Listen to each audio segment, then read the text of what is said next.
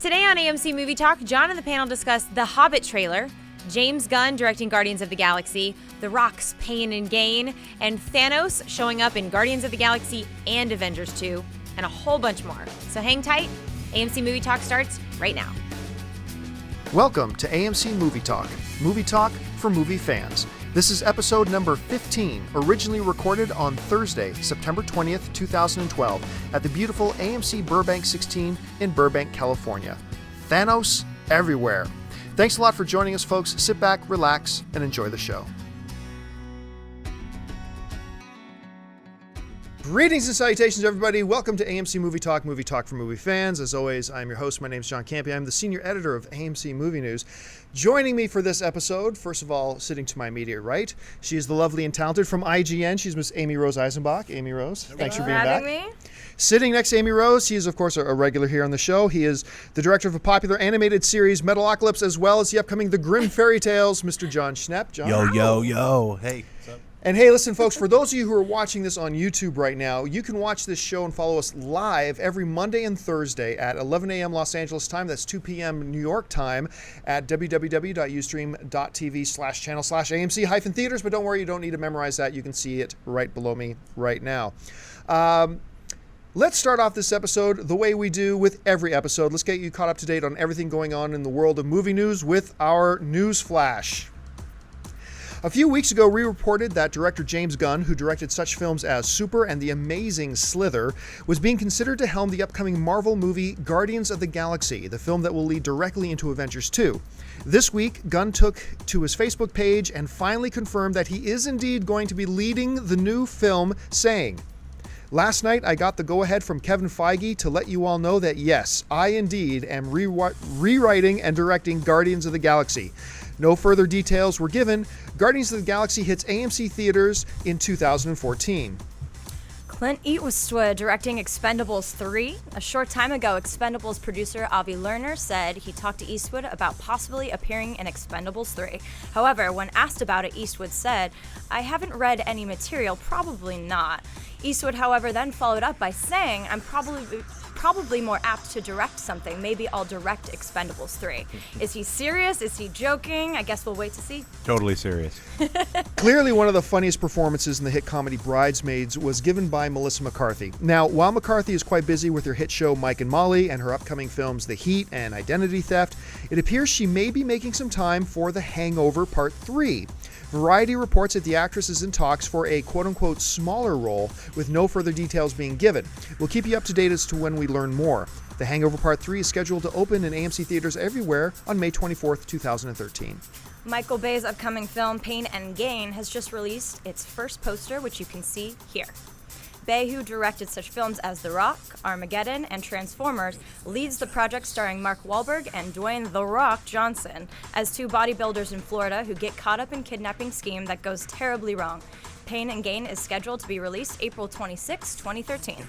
Casey Affleck is reportedly set to star in the upcoming true story film titled Race to the South Pole, being produced by his brother Ben Affleck and Matt Damon. The true story is about two explorers in the early 1900s and their pursuit to be the first person to reach the South Pole, which is the last uncharted territory on the planet at the time. Casey Affleck already worked once with his brother on Gone Baby Gone with fantastic results. More details as they become available. If you saw the Avengers, and you better have at this point, you know that the Marvel mega-villain Thanos appears at the end of the credits as the true master behind Loki and the alien race, the Chitauri. It is now being reported that Thanos creator Jim Starlin has confirmed that the villain will appear in both Guardians of the Galaxy and Avengers 2. It was not revealed if he will be the male antagonist in both films, main antagonist, or just make an appearance in one. More details as they become available. And that will do it for your news flash. Before we get into some stuff here, I just want to point something out.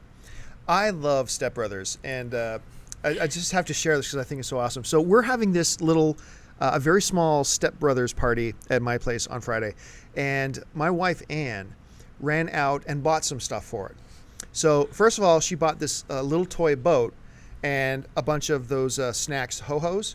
And she put them on a plate and surrounded the boat filled with ho-hos. She calls it there. It's boats and hose.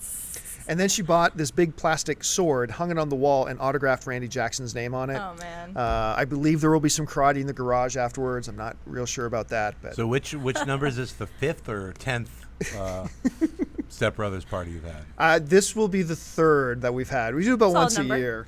It's a good woman you got there. Oh, it is. Oh, I love this movie. I'm so excited about this party. Anyway, let's get into some movie news here. Yesterday was the day. Now, last week, Peter Jackson took to his social media channels and told the world that, hey, on Wednesday the 19th, we're going to have a brand new Hobbit trailer to show everybody. So yesterday it comes out. I'm surprised that it didn't break the internet. I really thought it would. So, by the way, tip of the hat to Apple for upgrading like their server capacity, because I got on there and downloaded the Hobbit trailer, no problem, Me first either. try. Yeah. I remember, I think it was, I don't remember if it was the Dark Knight trailer or something. Last time I tried to get a trailer the moment it came out, it was like I had to wait for a half hour for it to download. This was like, boom, got it. But anyway, we're not here to talk about the technical aspect of that. The Hobbit trailers come out. It's the first real trailer that we've had now, of course, about 7 months ago. That first kind of teaser trailer came out, but really, I mean, I wasn't very impressed with it because, I mean, there was nothing they could put in it yet. They were still shooting the thing. They had basically hardly any effects That done. song was awesome. The song was awesome. I was like, man, I want to see them sing that song, the whole part of it, instead of just the minute that they had in the trailer. But you had to keep in mind, and I had to keep in mind that they had a very small amount of stuff they could put into a teaser. So whatever. I said I'd wait till the first real trailer came out. The first real trailer came out. John, let's start with you. You had a chance to see the trailer. Your thoughts on the Hobbit trailer? Fantastic. I'm super excited. I can't wait to see that weird, crazy rock monster. It looks really like epic. It's nice to see that rock monster get more work after Galaxy Quest. Yeah, I felt like, he's like underemployed. They're like, I was waiting for Galaxy Quest 2. I just rewatched that again. I freaking love that movie. Galaxy Quest is Galaxy so good. Quest 2 should be made like 3 It's years time. ago. Yeah. I don't understand what's going on. But yeah, the Hobbit trailer was fantastic. It was great to see Gandalf and all these characters, plus the brand new guy. Right. Agreed. I loved it. I mean, Peter Jackson does this world so well, and like it was so vivid, and I loved seeing Schmeagol, and like I loved it. I'm so excited for it. I said this in a little review video we did of this thing yesterday. I very rarely use this term. Very, very rarely use this term. And as I explained yesterday, I'm one of these like film critic guys where I have only, some film critics, if they even remotely like a movie, it's like they hand out 10s like it's candy on Halloween. 10, Right, 10, it's a 10. I've given out 5 10s in the 7 years that I've been doing this, or 8 years I've been doing this. 5 of them. So I don't use this word very often. Perfection. The trailer was a good trailer. absolute perfection. Martin Friedman. Sorry, I spaced his name for a minute. As Martin Freeman. as Bilbo. Yeah. That's the new guy. Who looks awesome as it. Kate Blanchett looks amazing. Looks amazing. Of course, having Elrond back and stuff like that. I mean, they're taking some liberties with the Hobbit film for the sake of the continuity of the film world, which I think is perfectly acceptable. I know there are some purists who are like, oh, you're changing this, changing that. Look, it's not changing the spirit of the story whatsoever. It's putting it into better continuity with the film world. So I applaud it. I think it's a great move that he's doing there.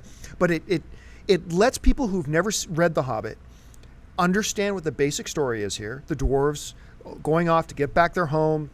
They enlist the help of the Hobbit. They're all going. He's going on an adventure. We get Smeagol in there. We see that there's adventure and whatever. I think the trolls look awesome, which is, of course, one of the real key, actually, incidents in The Hobbit is the encounter with the trolls.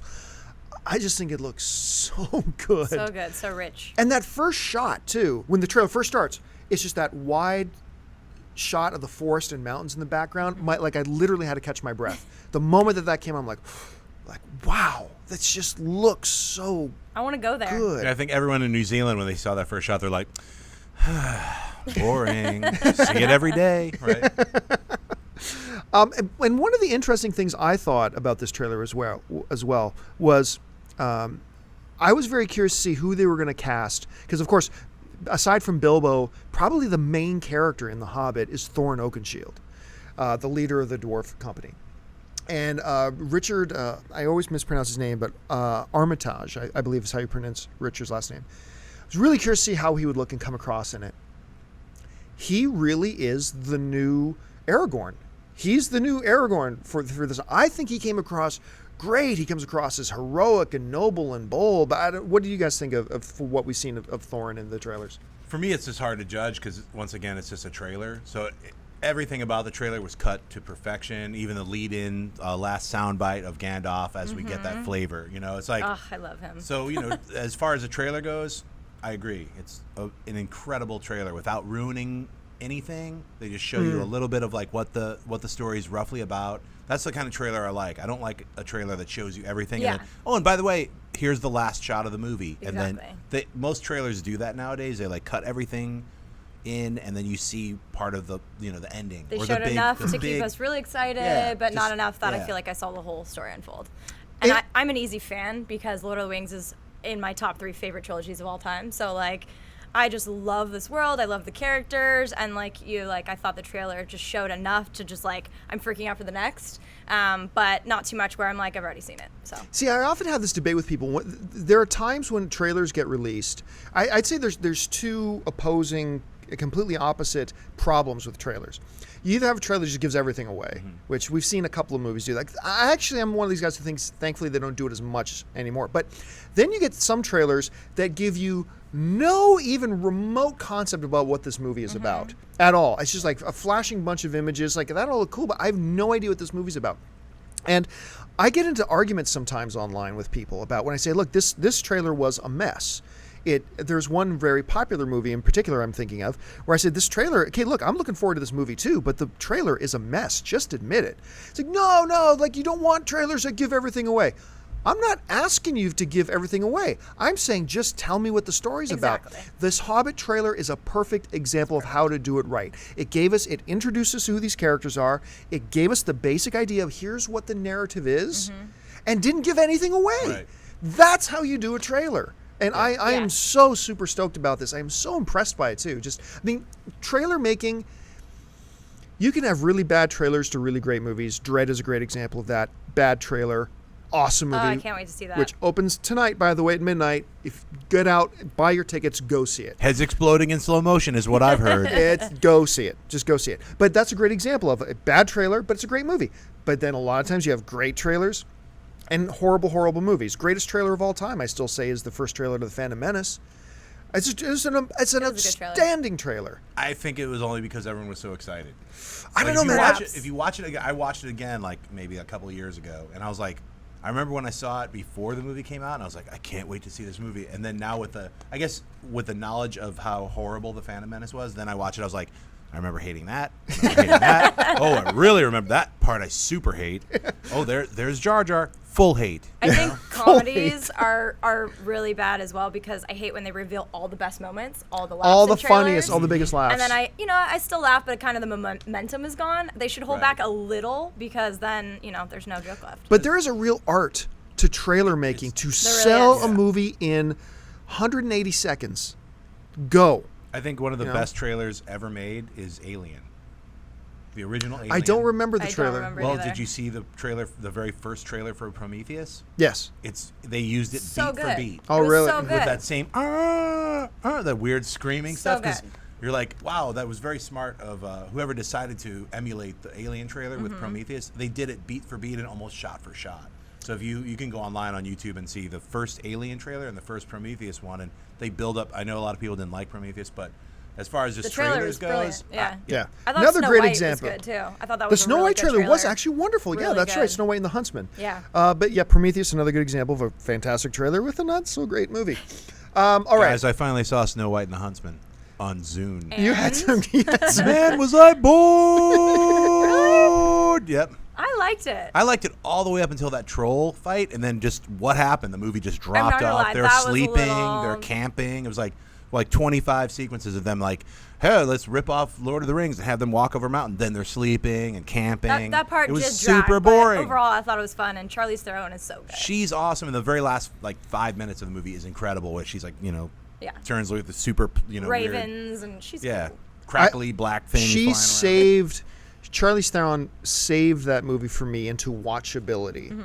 Like, I came out of it very disappointed, Really? but watchable simply because Charlize Theron was so good. I thought Chris Hemsworth was actually quite strong in it. He's great. But we're getting off on a massive Right, rabbit right, trail. It's time for us to move. But generally speaking, we all loved the Hobbit trailer. Yes. Yes. Guys in the chat board, let us know what you thought of the Hobbit trailer. Do you share our opinion? Do you disagree with us? Do you think it had some weaknesses? Personally, I think it was perfection. Let us know in the chat board. And just in case you don't know, if you are watching us live, feel free to fire off some questions and whatever you want into the chat board. Back at the chat board desk right there is, of course, Camden Jackson. Woo. She's keeping track of everything on the chat board, and she will keep track of everything that you guys are saying. And you just had a bit of a car accident, didn't you, on your way here? I did, yeah. But nobody can hear you. Nobody can hear you. They can't hear me? Oh, sorry. Whoops. That would help. Dazed for from the that. car accident. Yes. I'm still a little shaky, okay? But Chatboard's been really supportive, and they asked if I experienced my first earthquake, which it was There's been kind of so an earthquake many. moment. But they're being very supportive, so thank you guys. Okay, so Chat you board. guys just keep Chat firing out with me. the questions into the chat board. Camden will Cut keep me track of some them. slack this morning.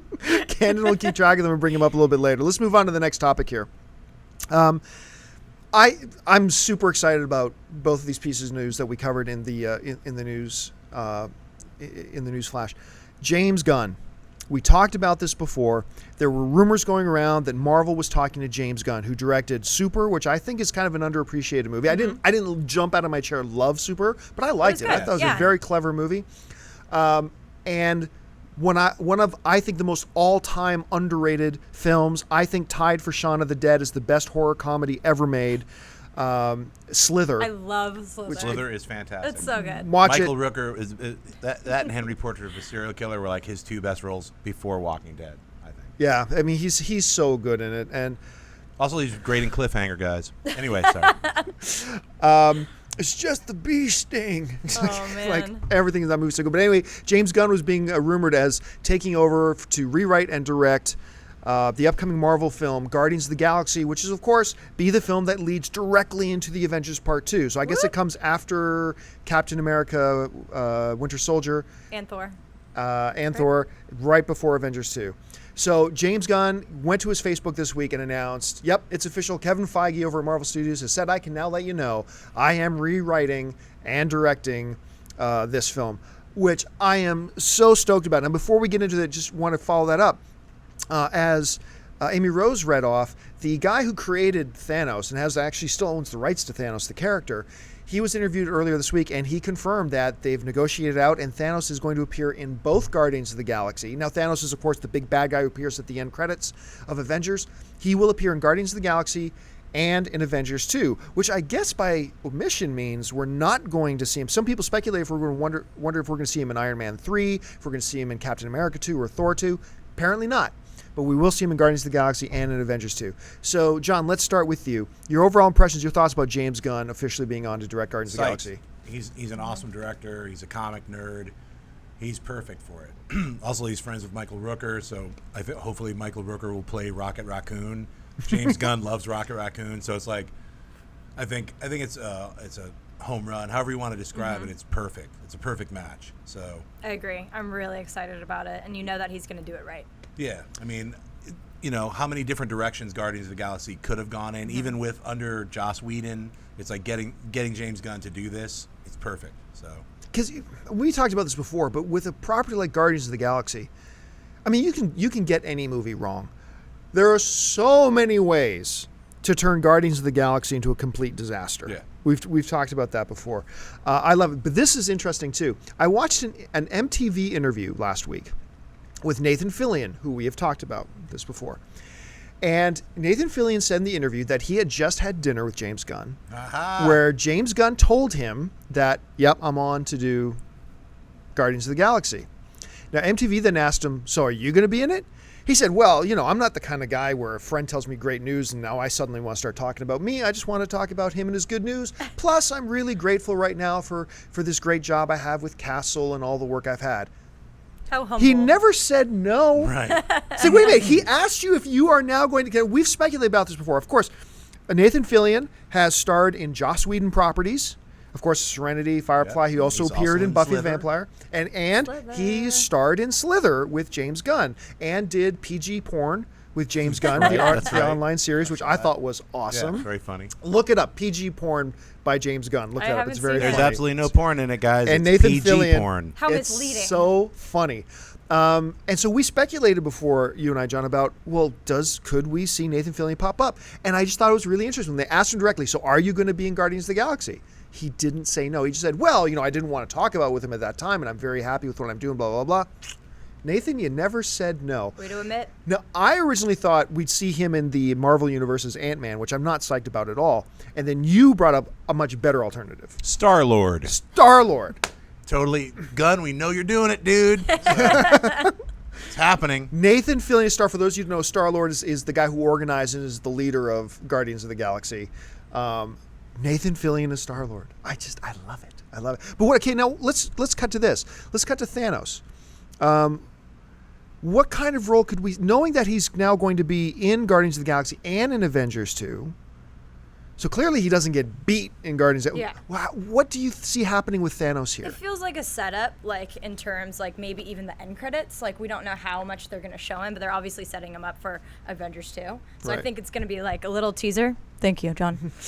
A little teaser, and then we'll get the real big payoff in Avengers. That's kind of what I think is going to happen. I think he's going to be a little bit less of a teaser. He'll be woven in, Yeah. but he won't be the main. I mean, he's the main threat. I think in my mind, it's like Guardians of the Galaxy has to be about the Infinity Gauntlet, those gems, Warlock, Death, all these themes that will be then, and the Cosmic Cube. All these things that they have already introduced will be in Guardians of the Galaxy in some form and pay off in Avengers 2. The Mad Titan's so badass. I'm so excited for him. And it is interesting, though, that it was said in the report that he is going to be in both. It didn't necessarily say he was going to be the main antagonist in Yeah. both. So Yeah, I mean, think he'll just be like a thread, like the Emperor in all the Star Wars movies. He's going Right. to be like moving the chess pieces, and then he'll get revealed in Avengers 2. They'll have to fight him. Or something. So here's a question that I didn't think about previously. Let's say he's not the main villain in Guardians of the Galaxy, the main antagonist, as it were, and he's more like a puppet master like he was in Avengers. Clearly, we'll see more of him in Guardians of the Galaxy than we did in the Avengers, just the end credits. If he is the puppet master in Guardians of the Galaxy, whose strings is he pulling? Who could we see as the people he's manipulating or using as who will be the main antagonist in Guardians? Who do you think that could be? I would love it to be either the High Evolutionary or Korvac. Korvac. Getting sweaty. Who's the main guy from the Kree again? Ronan. I believe. Ronan. Yeah. Oh, no, something the Enforcer. Or something the. I thought it was Ronan the Enforcer. Is it Ronan the Yeah, Enforcer? he's like okay, the big right. green Yeah. dude. Yeah. Yeah. I don't know. I don't know if they're going to bring in the Kree. I mean, it's sort of weird because once you open up the Marvel universe, It's as far as unleashed, the whole cosmic yeah. universe, Nova. What about him? Yeah. I Don't mean, you have to there's- keep a little bit of a leash on it, like keep it ranged just a bit. little bit? I think keep they'll probably making just movies like in forever. Avengers, how they had those screens on Shield, and you're like, oh, there's Wakanda and there's this. They're Right. going to throw all that. There's going to be like some Starjammers reference. There's going to be that's what I think. The Shi'ar. There's going to be references in the dialogue. Hopefully, while James Gunn is rewriting this and watching this show, like throwing in references to all these other sweaty nerd tidbits. But you don't actually have to show it. You could just mention it or show it on a screen. I bet they can't use the Shi'ar. I bet they're going to consider that more connected with the X-Men universe. And They Really? probably can't. Somebody on chat roll is saying Scott Porter wants to play Nova in the Guardians. Well, I'm sure there are a lot of actors that want any role at all in the Guardians of the Galaxy. I'm sure We if you all talk have to 100 dreams. actors, they all want I certain guess I'll roles. be in Avengers if somebody asks me. No, but it is funny. This is just a little thing about a little pet peeve of mine of a lot of movie sites. It's like, oh, this such and such actor says he'd like to play in this upcoming sure to win Academy Award winning movie things. Of course that he must mean he's going to be in it. It's like, no, actually, the only time I remember that something like that was a story was when Samuel L. Jackson got on, I believe it was The Tonight Show, when the prequels for Star Wars were still in the planning stages, and he got on and he basically talked to the camera, says, George Lucas, please, for the love of God, put me in the Star Wars movies, and that got him a job. But I think that's the only time that's Lucas ever was like actually sitting in his pajamas. Mace Windu, just instantly. There was like a commercial afterwards for like some mace spray. He's like, I know, mace, and then some Windex. Mace Windu. I'd like to Now he be. comes up with I'd names. like to be the next Black Widow. Can we do that? Yeah, there you go. That'd be great. Next big Let's do story. this. Amy Rose Eisenbach has said she would like to play Forget Black Scarlet. Widow in the therefore And it's I a will super- play the any of slab-like superheroes. Hulk. How about that? Or, Anyone. me in any role Any of them. whatsoever. Even a male character. I can take that on. But okay, so let's talk about Avengers 2 for a second since we're on key here. Now, obviously, James Gunn and Joss Whedon have a pre-existing relationship. They know each other well. They get along really well. We know that there is a thread. There is our connecting thread from all the Phase 2 stuff. Guardians of the Galaxy going into is going to be Thanos. So clearly we know about what that's going to be. How much of a role then do we see the Guardians of the Galaxy, who are cosmic level characters, versus the Avengers themselves? Well, I guess Thor is a cosmic level character. I've read some speculation that you could see Thanos and Red Skull in Avengers 2. Be that as it may, John, as somebody who knows more about comics at this table than anybody else, what do you think we're going to see in Avengers 2 now? With this news, what do you think that means for Avengers 2? It could mean Avengers 2 will bring in the Red Skull. I mean, it's sort of like, why confuse the issue of Guardians of the Galaxy throwing Red Skull in there when obviously Captain America's in Avengers 2. So Right. I think the Cosmic Cube or the quest for it to power the Infinity Gauntlet will be resolved in Avengers 2. And I think the Infinity Gauntlet and all those gems are going to be part of Guardians of the Galaxy. That's my guess, you know. And like you said, if they release too many characters, where does it end? Right. I mean, Avengers 2, you could have Thanos, Red Skull, you got Loki, you know. Do you think well, now looking backwards, do you think in Thor 2, like if you're right and Cosmic Cube becomes, or the Tesseract, the Cosmic Cube becomes a significant player in like Guardians of the Galaxy, do you think then in Thor 2, the Tesseract, because we know that at the end of Avengers, Thor and Loki took the Tesseract back to Asgard. Right. Could we see the Cosmic Cube play a role in Thor 2 and ultimately being lost from Asgard? Could that happen? It's a great, and then end credits little trailer or whatever. They love those. Slap the Guardians in there or something. You know what I mean? It's like, yeah, I could see that. I would hope that the Cosmic Cube doesn't play a large part in Thor 2 and that they stick with Malekith and the trolls. That just sounds awesome. And all those pics I've been seeing online look fantastic. So I love Loki. He's such a good character. Beta Ray Bill, Thor 3. I'm sure that's going to happen. Right, guys? Oh, it's all better, gonna happen. so. There's gonna be trilogies of all I of don't these. think we're ever going to see Beta Ray Bill. Really? Yeah, Beta Ray Bill. I mean, Beta Ray. What a name.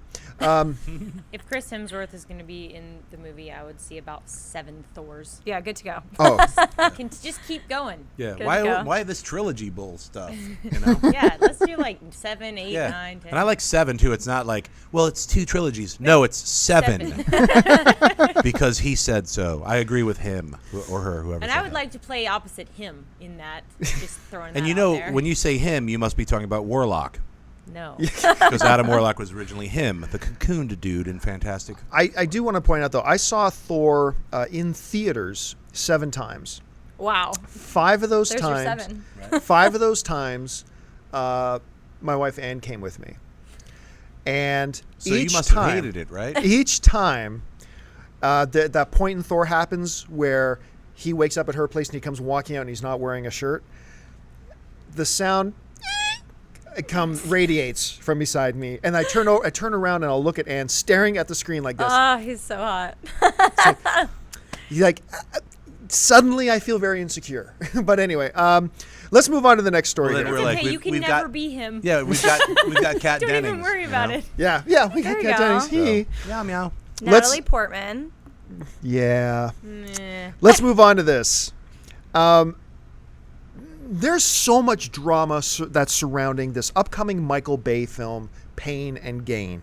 Now, for those of you, let's get into the grander story here a little bit before we get to what's going on here right now. First of all, this is what I mentioned, that a new poster, the first poster for Pain and Gain has come out. I don't know if you guys have seen it yet. I'm going to turn my computer so you can see it. The one in the middle Wow. there is the poster.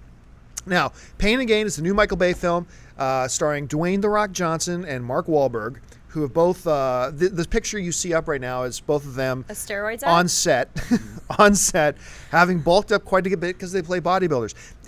Interesting drama surrounding Pain and Gain. As the story goes, and I have not sat down and talked to Michael Bay about this. This is simply as the story goes, but take it with a grain of salt. As the story goes, Pain and Gain is a film that Michael Bay has been trying to do for years. That much is fact. He's been wanting to get this done for a very long time, and has had difficulty getting the studio, Paramount in particular, to greenlight it and to give him the funding for it and to go ahead and do it. From what I understand, now at the same time, Michael Bay said after Transformers 3 that he was done. He was not going to do any more Transformers movies, and Transformers 4 would have to be done with somebody else. Very curious that very close together, it was announced that Michael Bay was indeed returning for Transformers 4, and Pain and Gain was given the green light to go ahead. I mean, the obvious speculation here is that they backed up a dump truck full of money to Michael Bay's house, as well as a little piece of paper that says, here's your coupon for letting you do Pain and Gain if you'll do Transformers 4. Once again, I've never heard Michael Bay confirm that, but that is the story that goes around that kind of makes sense. Speculation on our part. But let's get to Pain and Gain here for a second. About two bodybuilders. What we know is it's based on a true story, from what I understand. Two bodybuilders who get caught up in a kidnapping scheme that every movie synopsis has to end with this phrase, goes horribly wrong. Something goes wrong. Let me start off with this. I love Dwayne "The Rock" Johnson. I do too. I don't think there has ever been a human being to walk the face of the earth with more natural charisma than this guy. I mean, I remember the first time I interviewed him, I walked in the room. Besides the fact that when I was younger, I used to watch wrestling. So I used to love watching The Rock. Best mic skills in the history of professional wrestling was Dwayne "The Rock" Johnson. Him and Roddy Piper. Close for best mic skills ever. And, you just instantly like this guy. And you know what he does? He makes you feel like you're his best buddy in the world. Like, and so you sit down with him, and he talks to you like you've been friends for years. He's a charmer. Like, he's so bloody charming. Like, I am. So it makes you I think I have a more? little bit of a guy crush on The Rock. I think I have to admit it to myself. I think I have a bit of a bro crush on. I loved him in Dwayne Fast 5. Wasn't he great? He was in that? awesome. He was awesome. And look, Mark Wahlberg. I give Mark Wahlberg knocks sometimes. But the fact of the matter is, he has through a lot of hard work, he has developed himself into a really true actor. He's a great actor. And I remember when it first really dawned on me, this guy isn't just kind of a good guy on screen. This guy's actually a legit actor now. For me, was The Departed. When he was playing opposite Alec Baldwin in The Departed. That last scene, too, with him. Without so good. Yeah. So good. And he can do comedy, too. Yeah. He really can. I loved him in I Heart Huckabees, and he's great. He's really diverse. What's the film he just did with Steve Carell and the main writer girl from SNL? Why am I forgetting her name? I love her. Tina Fey. Tina Fey. That one with Date Night. Is that what it's called? Okay. He has a relatively small part in that. Not exactly a cameo. Good. It's much bigger than a cameo. He was so funny in His that. shirt's off, and what does he do? He helps them hide, takes their car. Yeah, you are he's going good. to make sex with us? Like, that was just so funny. And I didn't think he was brilliant in The Other Guys with Will Ferrell, but I thought he was certainly competent in that. It just missed I for think me. it shows he's really a good actor. Yeah, and The Fighter. And put these two, I think this is first of all, putting now Mark Wahlberg into a Michael Bay film. That to me feels odd. Yeah. Dwayne feels like that could work, but yeah, Mark should be interesting. Dwayne, look, Cannon, bring this picture up again. I brought it up quite a few times. Look at I just can't stop looking at it. Look at The Rock. I mean, somebody on the chat board said, when did The Rock become the Mountain? Oh, I like it. I mean, he's just so charismatic. I'll see anything that this guy's in.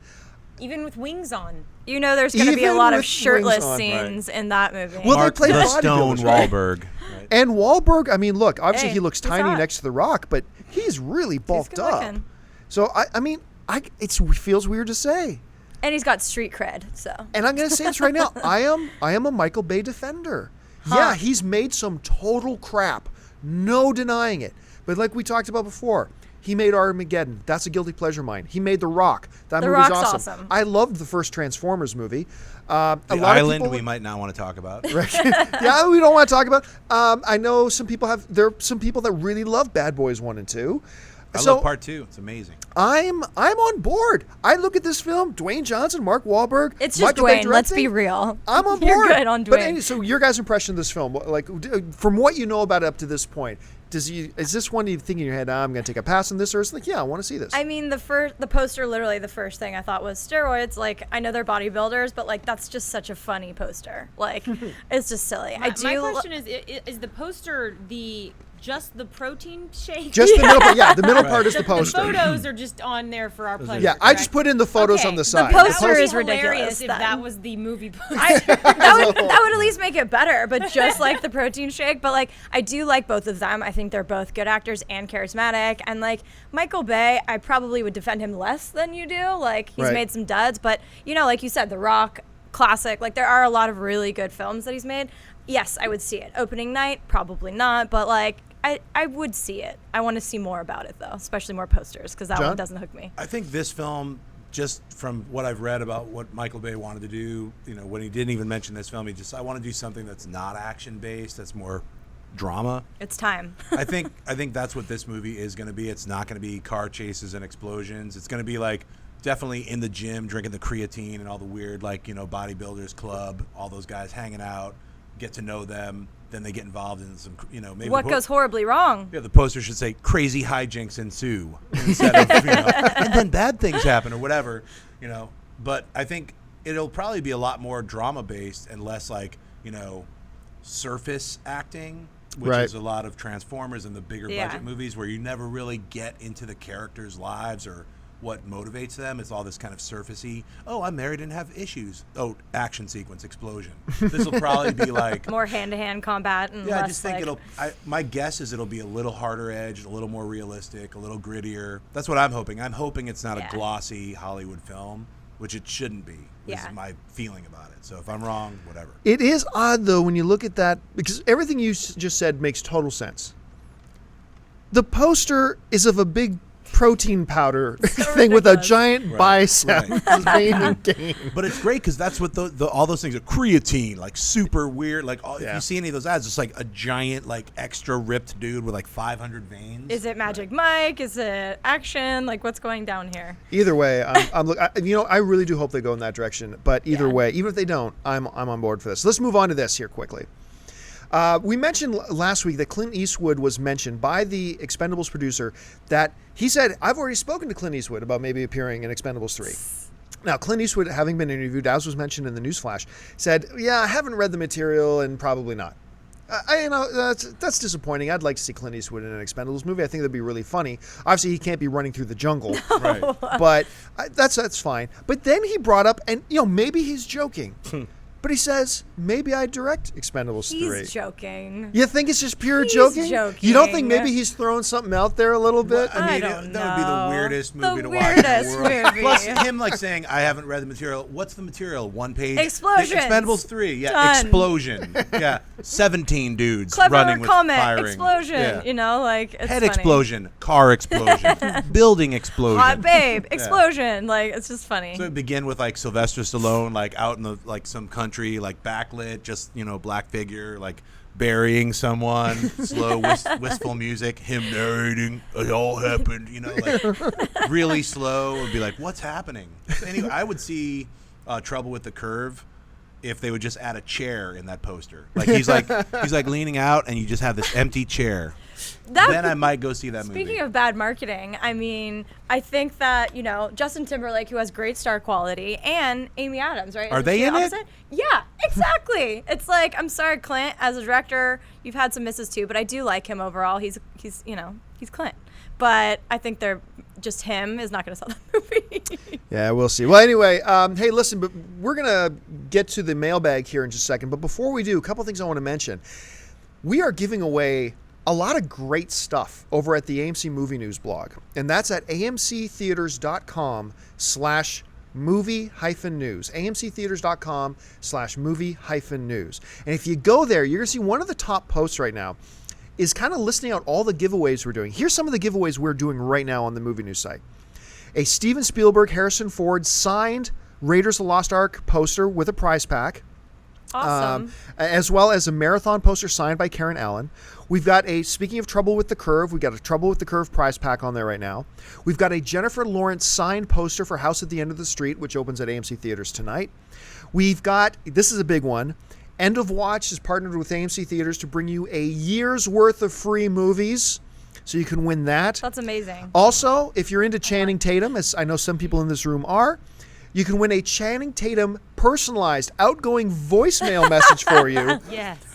Promoting the film 10 Years he's got. So once again, go find that post on all the giveaways we're doing right now. You can find that at amctheaters.com/movie-news, and you can get all the details there. Great prizes. Now, this is kind of cool. I mentioned that House at the End of the Street, which is opening, the new Jennifer Lawrence, Elizabeth Shue, and Max Terriot film, opens in AMC Theaters everywhere tonight at midnight.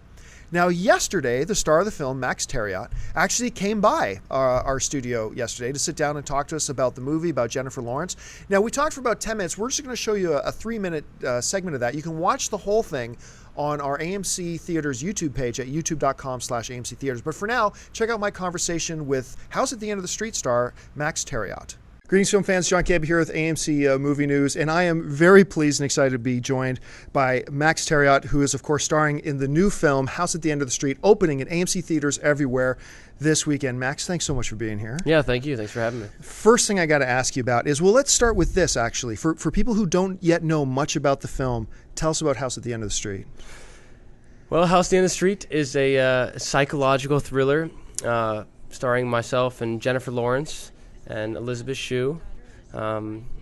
It's one of these films that really makes you think a lot, and there's a lot of suspense, a lot of awesome twists, and I think it keeps everyone guessing throughout the film. So I think it's something that everybody's gonna like, and it's got a lot of the stuff that obviously scares you and makes you jump in your seat, and at the same time it has some new stuff in there, which I think is interesting for the genre.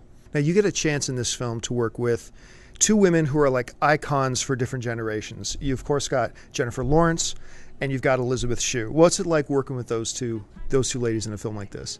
It's awesome. I mean, first off, Jen is fantastic. She's this,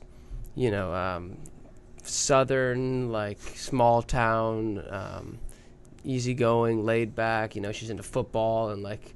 It's just a lot of fun to be around and hang out with. And, of course, obviously, to act opposite, she's amazing because she's a fantastic actress. And Elizabeth is awesome. I mean, she's been through all sorts of different things in her career. The way she describes it to me is she's, had incredible highs, incredible lows, everything in between. And because of that, I think that she really gets the business, and she gets how everything works, and that makes her such, I think, just a good person, and especially in this industry. Okay, I'm going to get you to put a salesman hat on for a second. For AMC theater goers who are looking forward to coming to the theater this weekend, why are they going to love House at the End of the Street? I think there's a lot of reasons. I think, obviously, first off, that everyone's going to love House at the End of the Street because it is something different, it's something new. You're not going to see the same old, thriller horror film that you've been seeing for the past few years in a row that have been sequels and trilogies and everything of. And I mean, those are fine, but I think this is great because it's something totally different. Obviously, Jennifer Lawrence is a fantastic actress, and so I think a lot of people are obviously going to want to see what she has just followed up The Hunger Games with. And, I think that it's a story where you're really rooting for people and you're pulling for them, and at the same time, you can sit in your seat and you're going to be entertained. You're going to be scared, and you're going to have that aspect. And Max Terriot is in it. Yeah. That's a really good reason. I'm in it, yeah. Listen, Max, congratulations on the film. We're really excited about having it on AMC screens, and I can't wait to see it again. Thank you so much. I'm really excited. Thank you. All right, take care. Thanks. And we are back. Don't forget, folks, House at the End of the Street. You can get your tickets for it right now at amctheaters.com. Go see that tonight, or go see Dread, whatever. Just get out to the movies this weekend. Once again, get your tickets at amctheaters.com. It is now time every week, by the way. We take a section of the show to take your questions from the mailbag.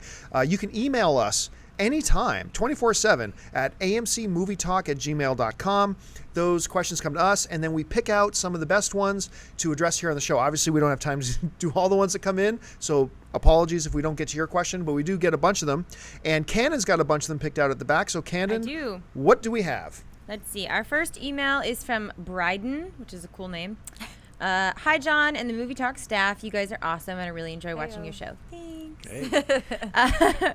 My question is, well, I've heard that the Justice League movie is not going to be in the same universe as the other DC movies. So that means we'll see new actors playing the roles, including Henry Cavill's role being recast. What? No. no, that can't happen.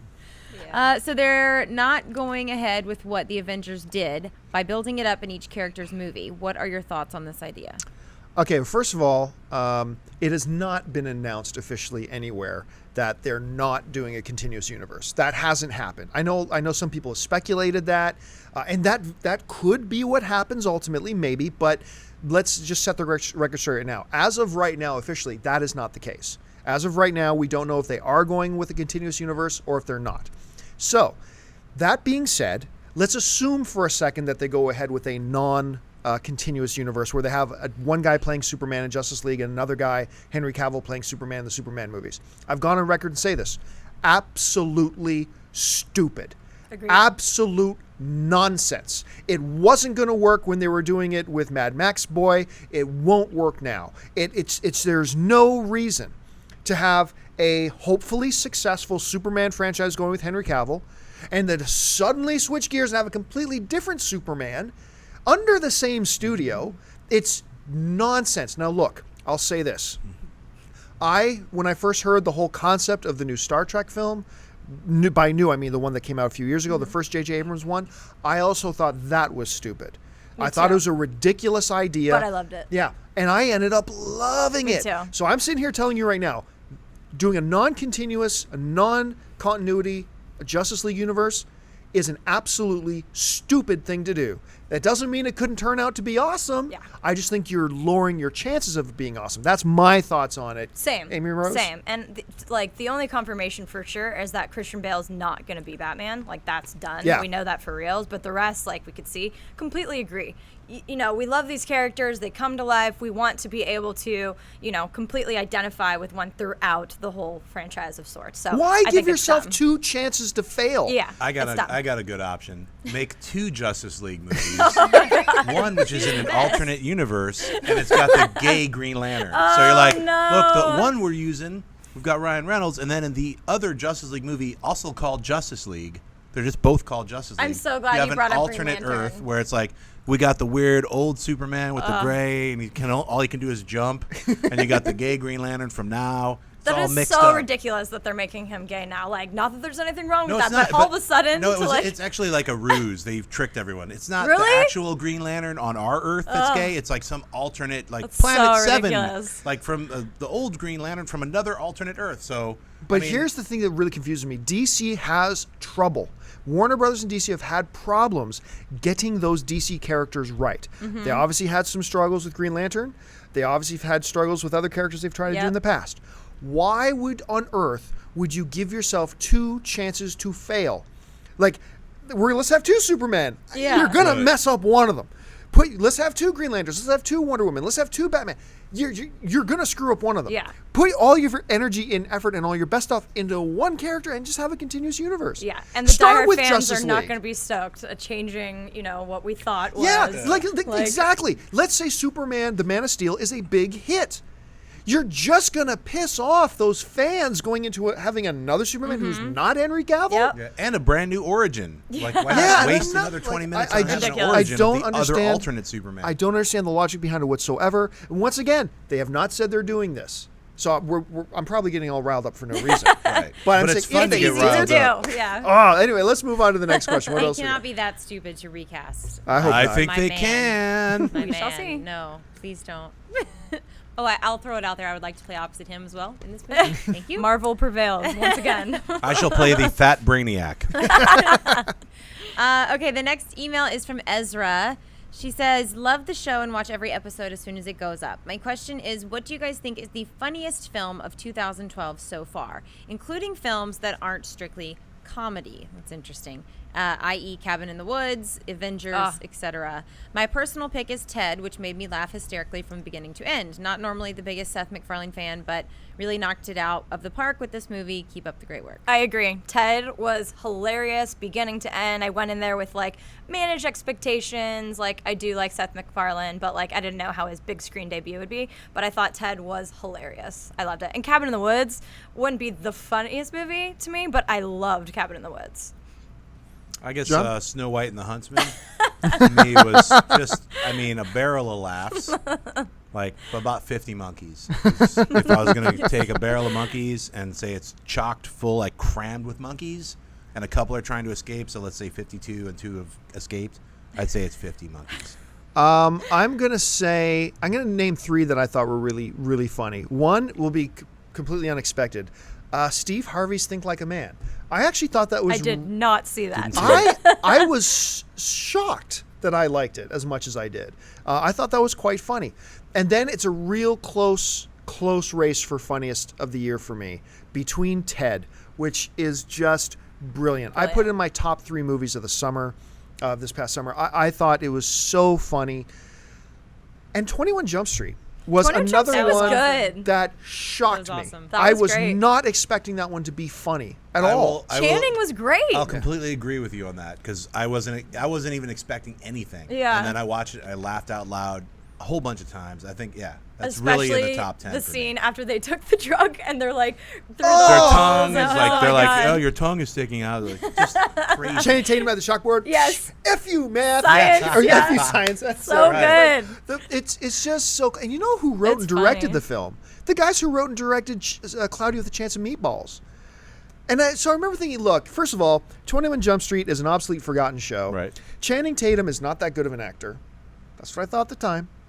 I just don't see this going anywhere. And it's got these guys who just did a family cartoon. Come on. Yep. Channing Tatum has found his niche. Incredibly funny. Comedy. He is brilliant at Yeah. comedy. I've gone from being a really big Channing Tatum skeptic to being a very big Channing Tatum fan in one film. I know, right? Because he found his groove. And you know what was that one? The one he did with Kevin. The Dilemma. The Dilemma. Thank you. He had a small part in The Dilemma doing was good. comedy. And I remember thinking, he's like the highlight of this movie. And then he did a full-blown comedy with 21 Jump Street. Great.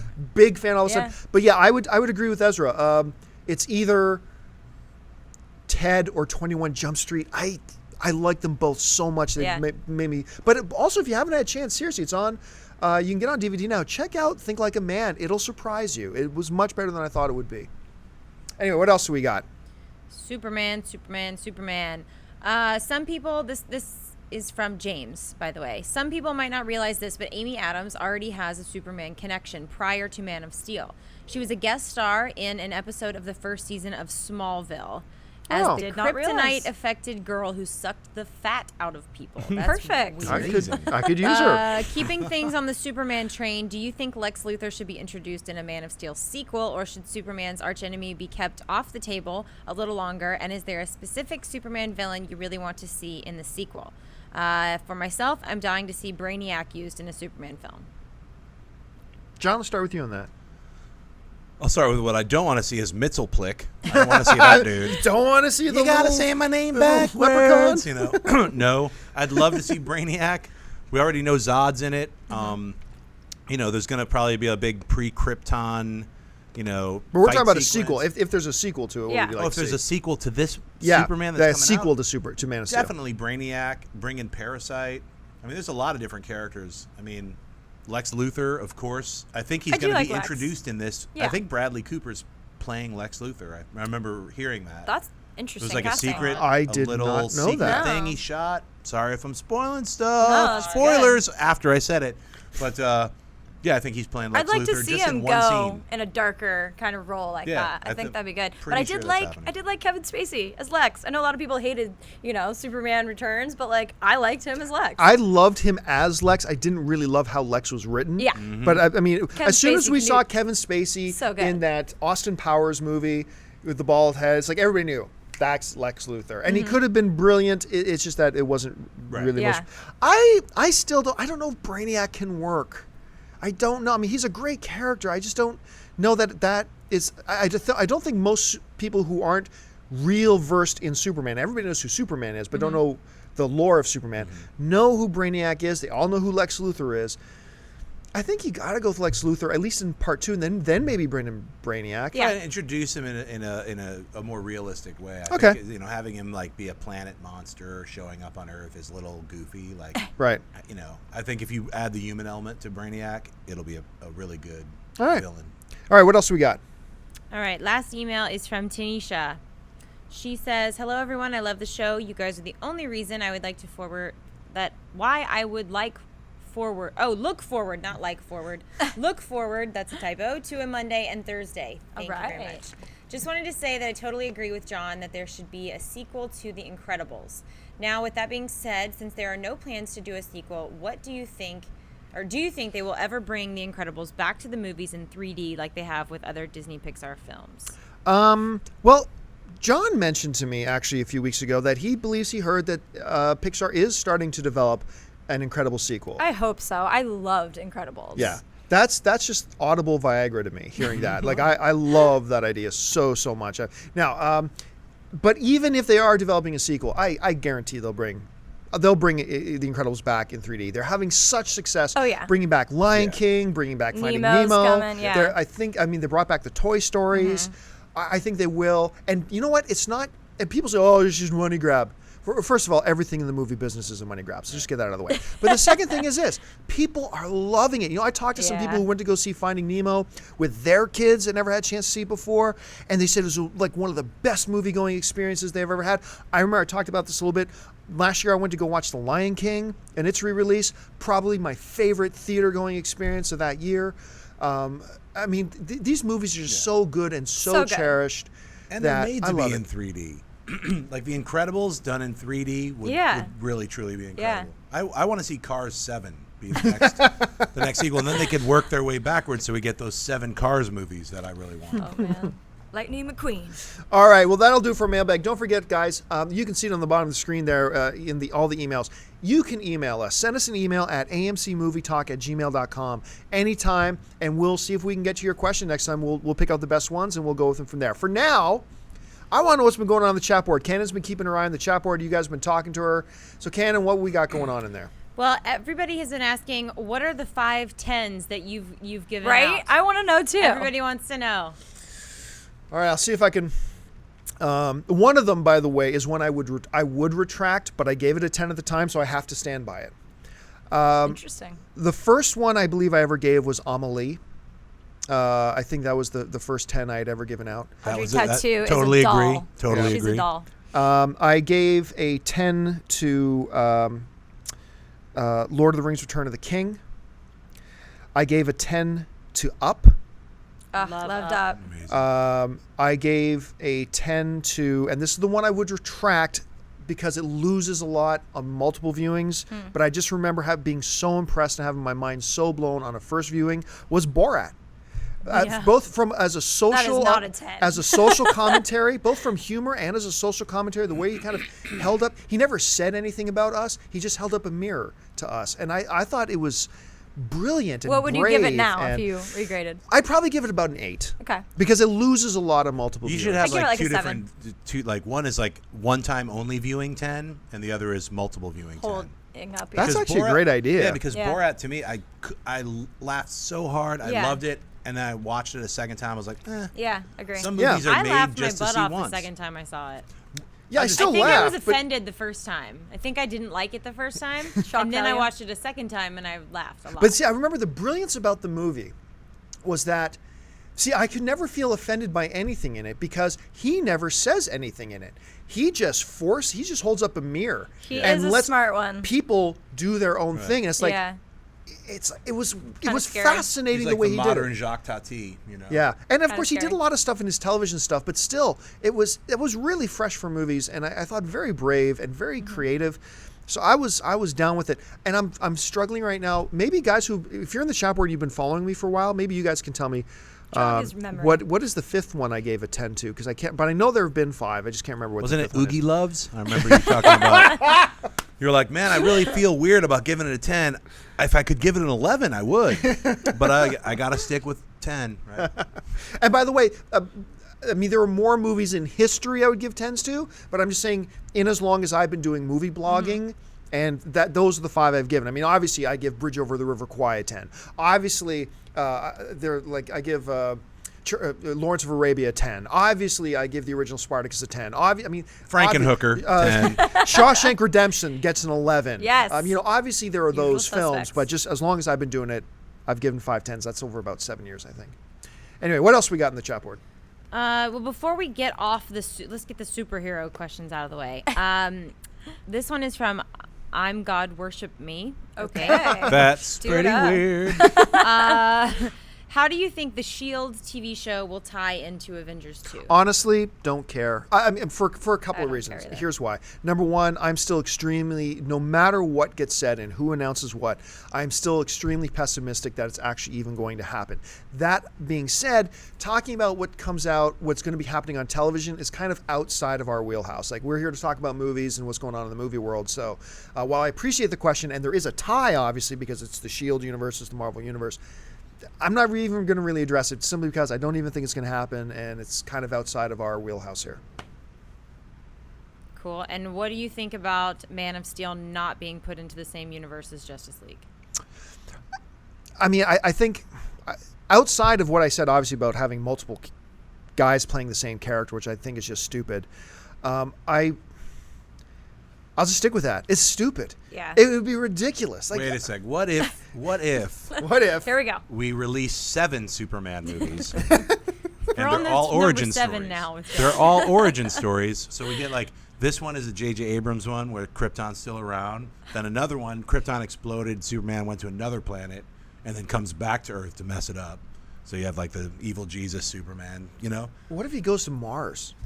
And It comes back as John What Carter. if he goes to Mars and dies, and then the whole movie's just him dead? John Carter.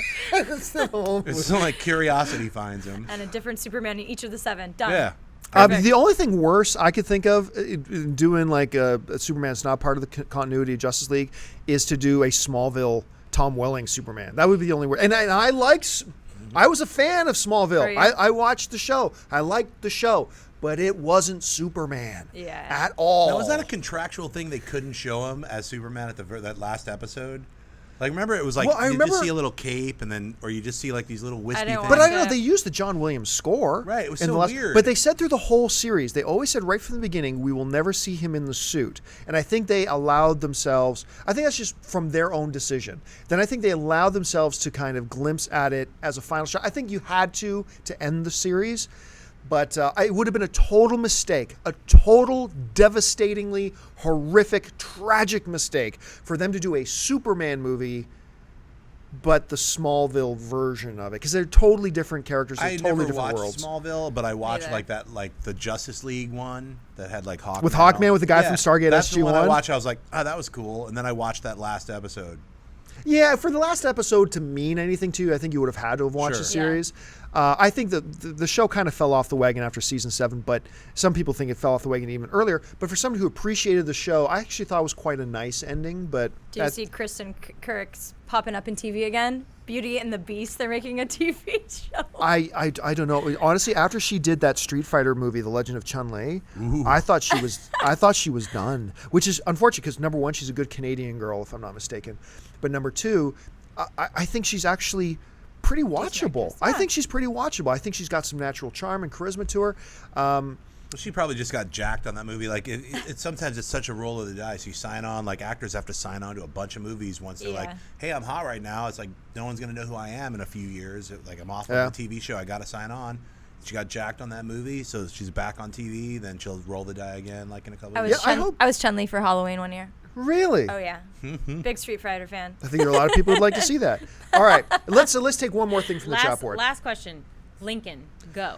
Yes. Yes, I got chastised last show for not talking more about Lincoln. Okay, it's I don't know why I didn't make it one of the major topics last week, let alone now. The Lincoln trailer came out. Look, I have been saying, I got a big argument with two of my co-hosts, with Jenna Bush and Roth Cornett, over saying, look, you've got to put Lincoln at least near the top of your anticipated films list.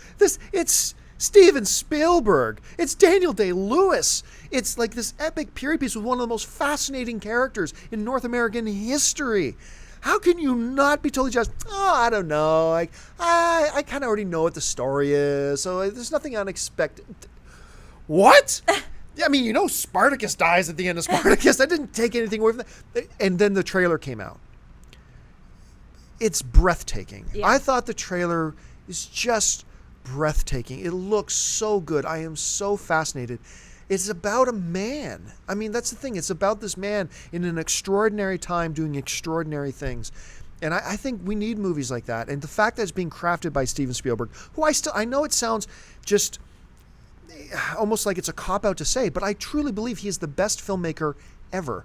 He's dropped a couple of duds, but I think overall, when you look at his body of work, I think he's the greatest filmmaker ever. You look at Daniel Day-Lewis. I contend in the top 2 greatest performers alive today. No question. He was born for this role. Like him in that Lincoln trailer, like he was incredible. Everything about him. Like I'm he really spent like excited. 2 years developing this character. Yeah, and that's what he does. And like he makes everyone call him Mr. Lincoln, and like just He's completely a gets method in it. actor. So very method. Like he almost went insane doing There Will Be Blood. Yeah. Like, I mean, like that, I said this before, I will say it again. I do believe Russell Crowe is the best actor working today as far as pure acting talent goes. That being said, Bold statement. That being said, the performance Daniel Day-Lewis gave in There Will Be Blood, I contend is the best single performance in the last 10 years. He Unbelievable. drank so many milkshakes So many to get into milkshakes. that. He's like, I gotta stay in Amazing. character. Another strawberry. That movie was very powerful. Johnny It was. Greenwood, Oh. the score, Paul, Thomas Anderson, Fantastic like film. amazing. I loved it. But yeah, Lincoln, it looks Yeah. so good. I cannot wait for that film. I think too. besides The Hobbit, it's the movie I'm most looking forward to now between now and the end of the year. So did he redeem himself, Chapboard? Does that make up for it? Hope that All makes up for joking it. aside, I want to see Franklin, the movie about Ben Franklin. That would work. But done as a superhero, alternate world with Superman involved. Number 7. Franklin thought is you meant- playing Mitzelplick. I thought you meant Franklin, the current senator of Minnesota, used to be on Saturday Night Live. There you go. All right, folks, that will do it for us. We got to wrap this thing up. Don't forget, once again, you can join us every Monday and Thursday live by visiting us on our YouTube stream. You can see the address below me right now. You can join us and email us anytime at amcmovietalk@gmail.com.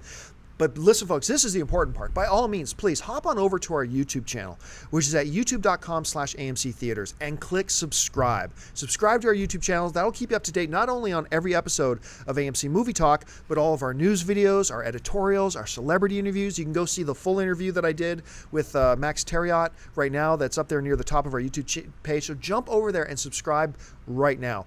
We will once again be back on Monday, I guess, because today is Thursday, right? Yeah, we'll be back on Monday. Once again, I want to thank the lovely Amy Rose Eisenbach, Thank you. the even more lovely John Schnepp, Why, thank you. Cannon Bliss Jackson sitting back to the board. Thank you, guys. Thanks, Cannon. And of course, as always, the puppet master running things behind the desks, off camera, Mr. Dennis Zen. Yeah, Dennis. And to you for joining us. Thank you so much, guys, for joining us. Make sure you join us again. Until then, my name is John Campia. Bye-bye. If you enjoyed this video, please click the like button below, subscribe to our YouTube channel, follow us on Twitter, Facebook, and join us at amctheaters.com, and watch one of our other AMC Movie News videos below.